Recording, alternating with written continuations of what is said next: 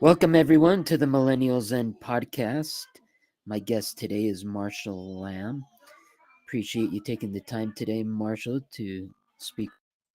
Why don't you tell our listeners a little bit about you?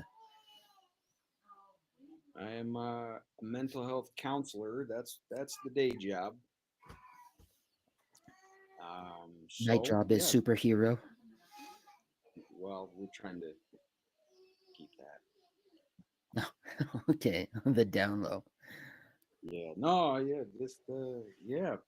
I've been doing counseling for about 11 years now.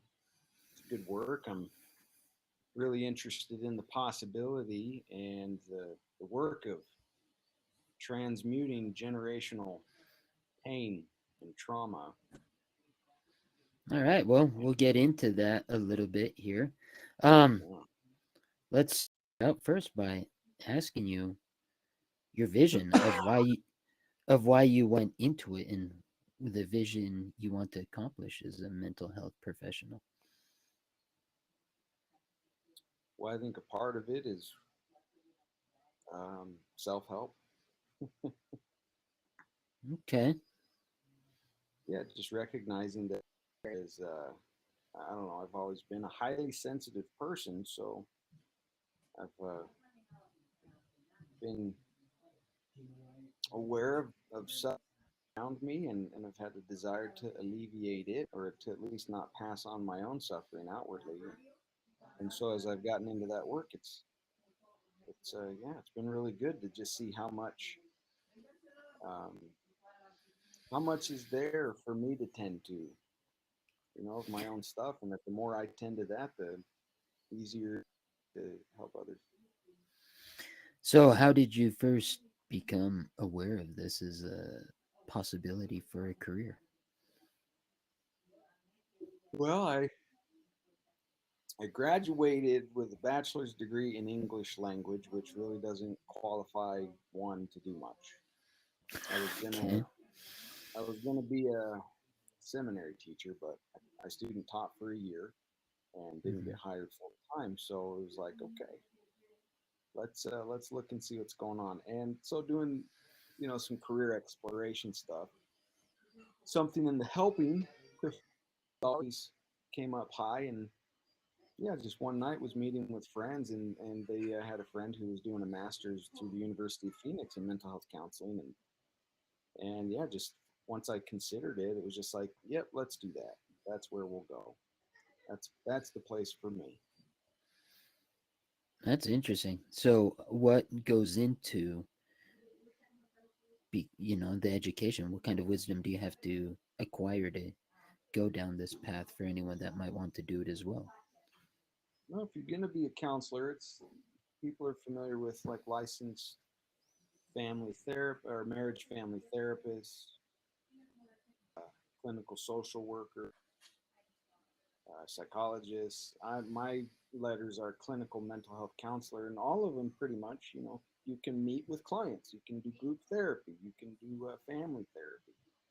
Typically, that's what they all have in common, and so it's just you gotta get your master's degree, and once you got that, it's what was it? It was like 4,000 supervised hours, and then they turn you loose. Wow, they take off the training wheels, huh? Yep. No helmet or anything. No, they stomp you So, down.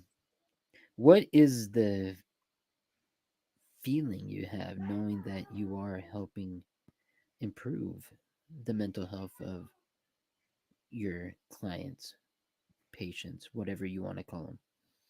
Well, it's an interesting thing because if I have a real big, it's odd. If I have a really big need for my clients to do well, and it looks to me like they're not doing well, that creates a lot of resistance and friction.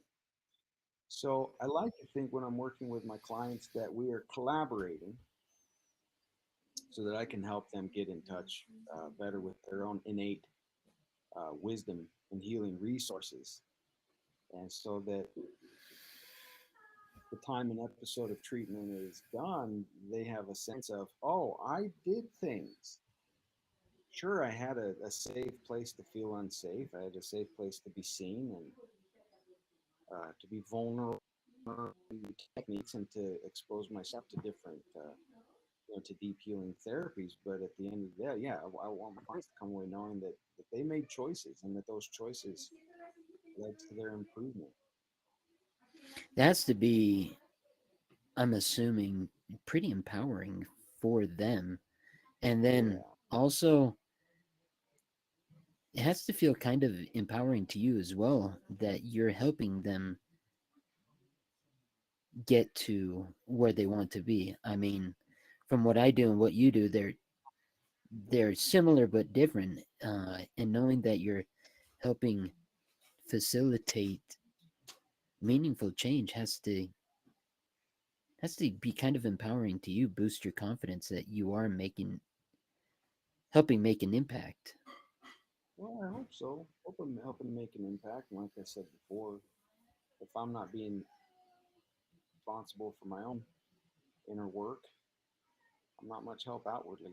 So I take my inner healing and all of those things very seriously. I really like to practice what I preach. Yeah. So, what is you brought as you bring that up? What does your inner work look like? What do you like to do to get in the right mind frame to help people? I practice two foundational things are breath work and meditation. Those are I I'm a fan of those as well. yeah. I mean, they they got a pretty good track record. I'd say they got thousands of years of Yeah, yeah. Don't fix what isn't broken, right? right. So yeah, Yeah, I it's huge. the reflection side of it is important. Um I love journaling and all that. So I'm assuming I don't know if you do that. Maybe you do. Yeah. Um, not to knock your profession, but I find journaling is cheaper than therapy. Uh, so, um, but they can work together. Right. I know. That's why I think if man, if therapy, if nothing else, if it can simply give the individual a boost and confidence to engage those really good skills like journaling, then great. Let's get you off and running. Yeah. So, can you explain a little more for those that might be confused? What is mental health and why should we even care about it? So what was it? What like what's going? What What's what mental is health? what is what is mental health? If you can give a reader's digest definition of it, and why should we even care about our mental health? Um, well, it's that's cool. I'd say everybody has, to one degree or another, kind of poor mental health because everybody's running programs based off of past conditioning. Life Hmm. seems to just elicit all these many and varied ways that we've developed over, well, as far back as humans go for dealing with pain and suffering. And so it seems like life, everybody's minds, our mental health is kind of been formed around the idea of, right, like the Buddhists, like avoiding pain and grasping onto something that feels better. And so I'd say the mental health counseling, why we should take it seriously is because as it's left unchecked, there's just constant thought stuff, thinking this mental activity going on in the background. And as it's left unchecked, invariably leads to suffering. I'm seeing more depression now than ever because it takes its toll on the body. Hmm. So, I mean, there's some people that think I've heard, and maybe you've heard more that they're hesitant with it because there's a stigma attached to speaking with a counselor. Oh How do you yeah. address that? Well, it's kind of nice. By the time somebody's in my office, they're just like they don't care about that so much anymore. Hmm. But from the outside looking in, I just say that's one of that's collective cultural conditioning. That goes back to if there's something wrong with you, people typically afraid. I don't know how we don't have to go back far to where if you're a social pariah, it doesn't matter what the reason is. Well, you're going to be an outcast, and you'll be alone, your survival is in jeopardy. So if you were to admit that you got maybe a problem with, or I don't want to call it a problem, but that have depression, if you're dealing with anxiety or whatever it may be, a lot of people have been judgmental of that in the past, and so we're incredibly guarded. We want to keep ourselves safe and protected, and live in. It's easy to live in a state of denial. Denial works. That's why so many of us we can stay in denial for a long time. Yeah. We just don't Yeah. want to It's judge. a whole lot more than just a river in Egypt, right? Right, exactly. So, what would you say, without disclosing any of your patients, but what would you say is the thing that you see more prevalent in society at large? Uh, well, we research has shown that trauma changes DNA, causes DNA to downregulate, and so to be human is to be traumatized. So it's like we're passing on from one generation to another traumatized DNA, I'd say. And so what I'm noticing is Really? that, yeah, that that's what they found. It's amazing. So I'm finding that especially in Western culture, part survival, food, clothing, shelter. For the most part, everybody's doing pretty good there.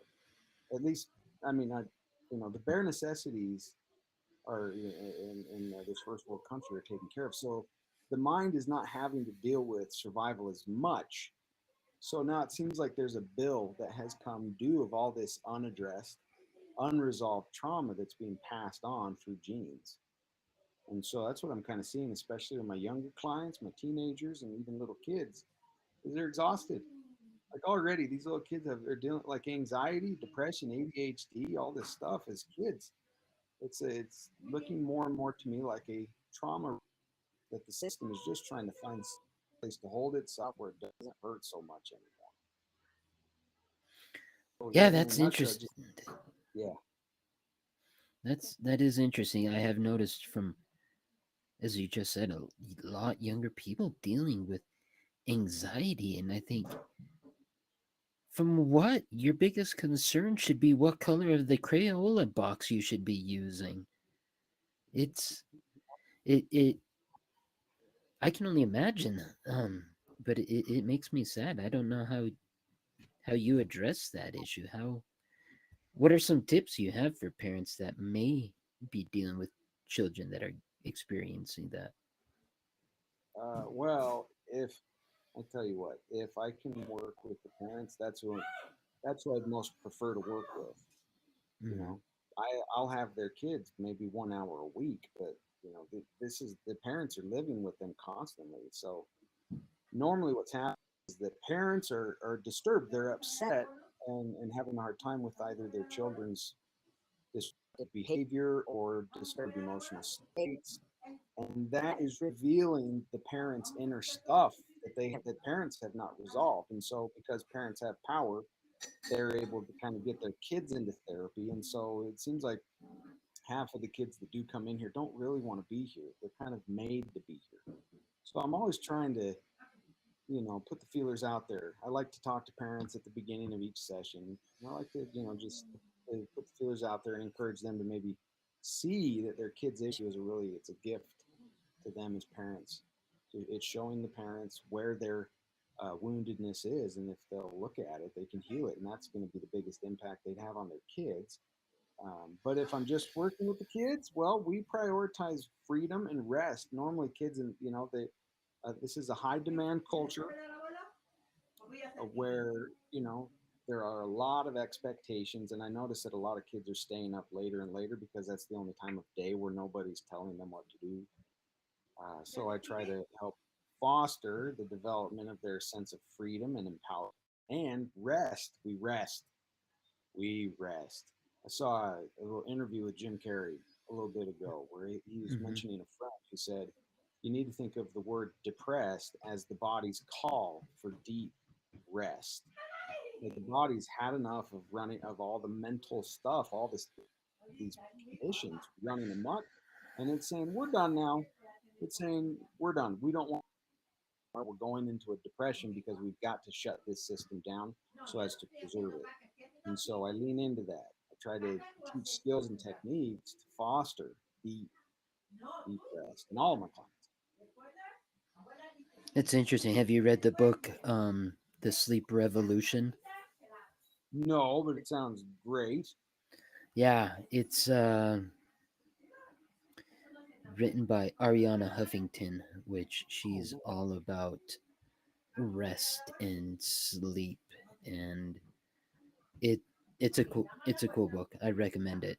awesome. Yeah, Whenever it yeah, just the sleep revolution and just the steps people can take to do what you're saying, increase more rest and sleep. I these is my mask. Whenever I've That got a little we all break need in them. the day, yeah. Whenever I've got a break in the day, it's like let's stop.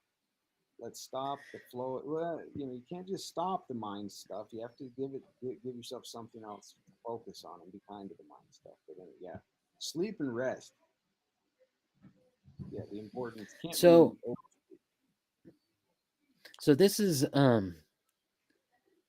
I focus my work on innovation and resiliency. How would you say mental health innovation, whether in our personal lives or in business, how would you say mental health can contribute to people's innovation in various aspects of their lives, whether they need they've reached a point where they feel stuck in life or they're trying to innovate in the business? How would you say mental health can contribute to innovating one's life? Yeah. Oh man. Well, there are a lot of therapy quotes that I like, but one I reference maybe more than any other is it's a quote by Einstein where he says, "I think 99 times and find nothing." Now, real quick there, this is Einstein we're talking about, right? And even he said, Hmm. "I think 99 times and find nothing." His brain. Anyway, the rest of the Yeah. quote goes. He says, "I stop thinking, I swim in silence, and the truth comes to me." So I like that idea. I stop thinking, swim in silence, and innovation can come. So by tending to your mental health, by doing things that help slow the flow of all the mentation, all the thinkingness, I think we open ourselves up to deeper wisdom, thereby innovation. Yeah, I can relate to that. I find that when I'm trying to think of something, whatever it may be, it doesn't come. But it's when I stop and I divert my attention to something else, even as mundane as just rolling down the street. That's when I get those aha moments and I think, where has that been when I needed it? And it's been waiting for me to just shut up, shut my brain for it to come to the surface. Yes. So yeah, no, that's that's interesting. So have you found that there are some people that tend to be more mentally resilient than others, and what makes one more resilient than someone else? Well, I think normally the pains of life have us automatically seeking salvation, as it were, outwardly. So the most resilient people I've seen are those who've developed an ability to go inwardly, to look at their own pain and suffering, to really be present with it. Uh, to do all these things. It seems like that's what helps really develop resilience when yeah, we need each other. We really do. We are wounded in relationship, but we're also healed in relationship as we take care of this inner relationship. So I find that we've got a voice of accusation and a voice of rescuing in our minds that you're saying you are too much or you're not enough. So you're either guilty or you're a victim. And so as we tend to those voices, and the pain out of which those voices come, well, those voices can quiet down, and then we can see ourselves, yeah, as more of an active creator of our life rather than a passive creator by default. So, can people become more resilient? Yes, So, absolutely. what can someone do to become more resilient? Well, you got to develop empathy for yourself. I think that's what I call it radical empathy. It's nice when you're with somebody who's empathic. It really is. It's such a gift for you to be seen by another human being. And at the same time, we don't always have that privilege. We're not always so fortunate. So I think as we develop the ability to be empathic from ourselves for ourselves, that's the way to do it. And that's what I like to orient my therapy around is that we're that's a on a side note, that's kind of the struggle of mental health counseling is that by nature it's supposed to be focused on the past, but wherever energy flows. So I like the idea, well, let's get focused in the present moment, looking to the future. And as stuff from the past comes up, we bring great empathy to it. So in session, we practice formal things, therapies that are essentially, in real time. I'm in the room. We practice empathy so that during the day, when life inevitably hits your stuff and it all hurts, you can practice real time radical empathy. Yeah, it's being with. Normally, we're trying to just get rid of what we don't want and cling to what we do want, and that's just a never-ending, hamster wheel. Mm, that's yeah, that's deep. So, how can someone find that balance instead of trying to get rid of accept if I'm repeating correctly what I heard you say? Yeah, I like this idea. Normally, we judge ourselves for what we do when we avoid pain and cling to pleasure. We stay stuck with those behaviors because we hate ourselves for doing it. So I like to say, whatever your vice is, if you can start to maybe look at it, whatever your vices are, if you can start to look at them more as introductory virtues instead of something for which you need to judge yourself and beat yourself up, but just see like, look, at this point, whether it's overeating, drugs, pornography, sex, even some of the stuff that's illegal, we don't want to condone that. And at the same time, if you can look at it as your body's best uh, plan, best effort to deal with life's suffering, then you can start to not hate yourself so much for it, and you can, in that space of acceptance, then you can expand and be open to other ways of relating to life that are less destructive. So I like to think that is one of the best. Again, is really all the mercy and empathy and compassion in the world for what you're already doing to make yourself feel better, to make yourself be okay. That that reminds me of a quote that I want to get your take on. Because yeah, I agree, virtues are important and all that, but the quote is, "Don't let your virtue become your vice." How can you? Because human nature, sometimes we take things too far. Even our most virtuous things, we can take it too far, and they can become vices. How do you? First off, what do you think about that, and how can we avoid letting our virtues become vices? Right. Well, I hadn't heard that. I like that. I hadn't heard it before. What it makes me think is oftentimes with our virtues, we will have found something that works really well for us. And I think one way in which it becomes a vice is that because we found it works really well, we impose it upon others. And I think in that sense, it can become a vice instead of simply allowing others to find, their own path of virtue that works for them. Like the Buddhists also say, the finger pointing to the moon is not the moon. So, like, meditation is a great vehicle. Breath work is a great vehicle, but it's no substitute. It's not the real. It's not your inner essence. As they're seen as symbolic, as they're seen as techniques, as tools.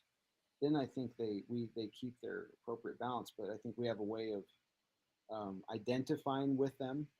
You know, these things that we do that are virtuous. We're like we start to see, yeah, this is now I have a sense of elevated self and ego Mm. because of my virtues, because of the things that work well for me. So I like the idea of practicing, connection with beautiful things, but non-attachment. So I don't know if that addresses that quote, but That no, I want there wasn't a right or wrong answer. I like that. It's a quote that I when I first read it, I can't remember where I read it. I know it's by quoted by Ryan Holiday. Uh, he's a modern proponent of Stoicism, which is uh, I've got his book I right over there. Stillness is the key. yeah I have a few of his. It's other philosophies are way too ambiguous and way too much. I love Stoicism because it says lays it out. It's just clear. It's cut, and more often than not, it's concise. And so, yeah, I got that from him. Um, so aside from being a counselor, you're also running your own business. So you have an entrepreneurial side to you. How can and I'm sure some of our listeners are entrepreneurs. How can mental health, quality mental health, and stable mental health help entrepreneurs? Um, yeah, what are the biggest things that a healthy um, sorry about that, quality mental health can help an entrepreneur? Um, well, I like the idea that with that entrepreneurial spirit, the passion about what's going on, as opposed to the compensation that can come by engaging in said passion. So I think the mental health, one thing that is that kind of degrades our mental health, right, is that scarcity mindset. The idea like, well, if I don't get this, then I'm in big trouble, and that we have to do well at this, or else we're not going to be able to get that. If you can stay in the present moment, and nobody lives there, hardly anybody lives in that present moment, but you get more and more familiar with returning to the peace, to the stillness of the present moment. Then, right now we're back to Einstein. We're in the place of innovation where ideas, thoughts, and things come and flow. It's really easy to get bogged down on reality as we see it. If we're trying to grow something, build something, and we're looking at, we planted seeds and we're looking at the ground, nothing's sprouted yet, and there can be a voice in our head that's like, shoot, what do we do? And so we dig up the thing, check out how it's doing, and mess it up. So it just seems like really tending to your emotional state and well-being is a big deal. You can be satisfied in the present moment. I like. I know law of attraction stuff's, kind of, I like it because it's like you can't expect to get the thing and then feel fulfilled. You get to practice fulfillment, feeling good now, regardless of circumstance. And then it seems like on your project, your passion, your business, you're infusing it with a lot of more energy. I agree. Um, we're fortunate to be part of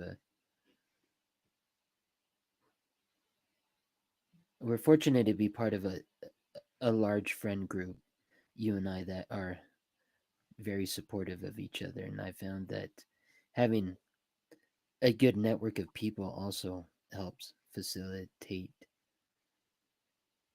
the flow of ideas, conversing, and just sometimes not even saying anything, just sitting and being with each other. I found with when the times we are together, or other groups, things just, whether business or other things, just feel natural, and that's when those ideas Right. and I find a good network of friends, for me personally, it also helps boost my mental health. Indeed. Yeah. Yeah. So Need good social connection. yeah, we we got lucky. I don't know how we got so lucky, but I don't ask why. I just say thank you. Indeed. Uh, so, w- on to different things. What is the best piece of advice you've ever received, and what is the worst piece of advice you've ever received? Well, as it relates to my profession, one of the big things that sticks out from my master's program was a professor who said, "Your greatest asset as a counselor is your intuition." So I'd say, as it relates to my career, that's been the best piece of advice. Um, and maybe I could say it this way: the worst advice I've ever gotten is unsolicited advice. There's always people that have plenty of that, isn't there? Yeah. So I Yeah, just think if I'm not looking for the advice, it's terrible. yeah. So I know. I I like like that. I I believe like in the that. open. Yeah. So, what are you currently reading, or the most recent book you read that has stands out to you? Um, well, I was actually thumbing through the pages again of Proof of Heaven Hmm. by Dr. Eben Alexander. It's just a fascinating story, a near death experience where, well, there's no brain activity. He's verifiably, vegetable with this bacterial meningitis, and at the same time, his consciousness had this most amazing, you know, experience. And I think as we really, as one does start to engage his or her inner work, you engage your fear of death. And so I feel like this last year, especially, I've really plumbed into those depths, and so it's been nice to have some of these other people's experiences to take into consideration as it relates to all things. I mean, I know there's lots of cultural I, ideas and concepts about it, but I think at some point uh, we get to tread the wine press, as it were, and deal with the emotions and the things that death and the like can bring up. So that's been a good book. Like I said before, Stillness is the Key is on my little table there too. But I'm kind of an ADHD reader. I start one and don't finish it until later. Oh yeah, Eckhart Tolle's A New Earth. I was listening to that one the other day too. So, Okay. So, if someone wanted to connect with you and potentially become one of your patients, how can people reach you? you can go to lifeworksutah.com. It's LAFEWROKS Utah.com. And there's a place on there where you can request an appointment. It's as simple as that. For those who have insurance, I'm paneled with six providers or six insurances. I'm a provider for six insurances. So sometimes that works. Yeah. And let's see. I also, Awesome. um, like a couple months ago, that's right, I got on the TikTok train, started making a little affirmation. I've seen it. I started making some of I've those. seen. I've. Does that Marshall mean Lamb. you're gonna be busting out dance moves soon? No, but I did do a voice one the other day. You know what? Dang it, we're gonna listen to it right now because I was very pleased. This one very near and dear, very therapeutic to me. It's really very simple, actually. Food is my love language. If you want to show me how much you love me, bring me food. And to show you how much I love you, I will eat the food that you brought for me. Make sense?